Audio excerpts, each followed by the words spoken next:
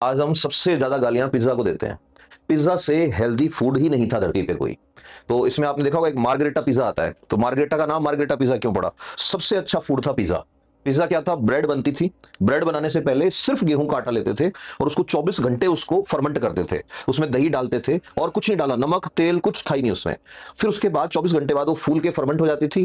फिर लकड़ी का एक ओवन होता था, जैसे तंदूर होता है ना इंडिया में, ऐसे उसमें लकड़ियां जलाते थे, ऐसे खूब सारी लकड़ियां जला जला के उसको पूरा गर्म कर लेते थे। जब वो एकदम सिक जाता था तो उस टाइम उसके अंदर जैसे तंदूर में रोटी लगाते हैं ऐसे उसका डो लगा देते थे, ऐसे मोटा सा। अब वो डो सिक जाता था, तब तक सेकते थे जब तक उसके ऊपर धब्बे नहीं आ जाते, लेपर्ड स्पॉटिंग बोलते हैं उसको। अब उसके बाद उसको निकाल लेते थे। निकालने के बाद उसके ऊपर टमाटर रख के लोग खाते थे। और इनको ये पता था कि तुलसी जो है ना, तुलसी, इससे कुछ बीमारियों में फायदा मिलता है। मिडिल ईस्ट के अंदर भी ये लोग खाते हैं, तो वो तुलसी के पत्ते मिला के इसके अंदर खाते थे। अब जो गरीब लोग थे उनका पिज्जा ऐसा ही था। फिर थोड़ा टाइम बाद क्वीन मार्गरेटा जो थी, इटली की क्वीन थी, तो वो आती है वहां पे उस एरिया में दौरा करने। तो उस टाइम क्वीन मार्गरेटा ने कहा भी मेरे लिए वही खाना लेके आओ जो वर्कर लोग खाते हैं। जैसे आज भी होता है ना, कई नेता लोग मजदूरों के यहाँ खाना खाते हैं, तो उनके लिए जब लेके आए तो इटली का जो फ्लैग है उसमें देखना ऐसे कलर है, ग्रीन कलर है, रेड कलर है, व्हाइट कलर है। तो वैसे ही उन्होंने उस पिज्जा के ऊपर क्या किया, एक साइड टमाटर रखे, टमाटर डालते ही थे, वो रेड कलर हो गया। व्हाइट दिखाने के लिए बीच में जगह खाली थी, हरे वाली जगह तुलसी डाल दी, व्हाइट वाली जगह उन्होंने क्या किया, उसके ऊपर चीज लगा दी।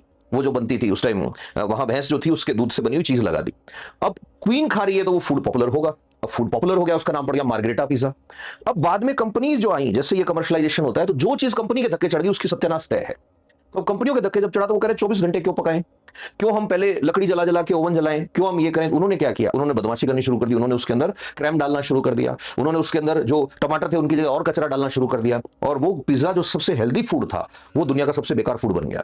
अच्छा, ये लोग टमाटर भी कहां से लाते थे? विसुवियस वॉल्केनो है एक इटली के पास में, ज्योग्राफी में पढ़ा होगा। विसुवियस वॉल्केनो की राख में जो टमाटर उगते थे उनको लाते थे ये लोग।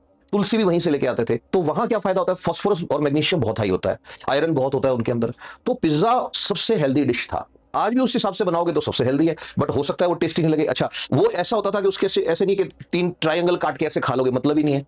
रीजन, उस पिज्जा में फैट के नाम पे सिर्फ और सिर्फ एक्स्ट्रा वर्जिन ऑलिव ऑयल वो लोग डालते थे थोड़ा सा, बाकी डालते ही नहीं थे कुछ उसके अंदर, वो भी ऊपर डालते थे। उस पिज्जा को ऐसे खाते थे जैसे इंडिया में रोटी रोल करके खाते हैं, ऐसे गोल करके ऐसे, वैसे खाना पड़ता था।